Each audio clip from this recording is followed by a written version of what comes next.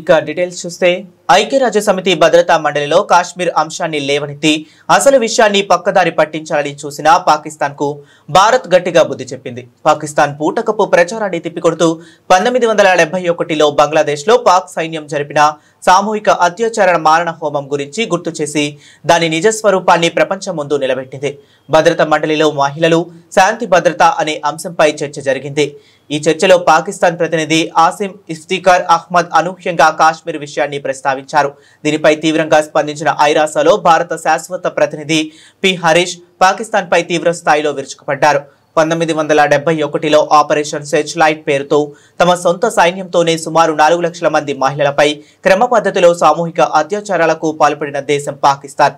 సొంత ప్రజలపైనే బాంబులు వేస్తూ జాతి నిర్మూలనకు పాల్పడే దేశం. ఇలాంటి కట్టు కథలతో అతిశయోక్తులతో ప్రపంచ దృష్టిని మళ్లించాలని చూస్తుంది అని హరీష్ అన్నారు. పాకిస్తాన్ వాదనలు పూర్తిగా భ్రమణతో కూడినవి. వారి ప్రచారాన్ని ప్రపంచం గమనిస్తుందని ఆయన స్పష్టం చేశారు. అనంతరం శాంతి స్థాపనలో భారత్ పాత్రను హరీష్ వివరించారు. భద్రతా మండలి తీర్మానం రాకముందే కొన్ని దశాబ్దాల క్రితమే భారత్ ఈ సూత్రాలకు కట్టుబడి ఉందని అన్నారు. President, every year we are unfortunately fated to listen to the delusional tirade of Pakistan against my country, especially on Jammu and Kashmir, the Indian territory they covet. Our pioneering record on women, peace and security agenda is unblemished and unscathed.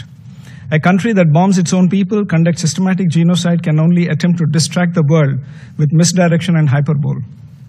This is a country that conducted Operation Searchlight in 1971 and sanctioned a systematic campaign of genocidal mass rape of 400,000 women citizens by its own army.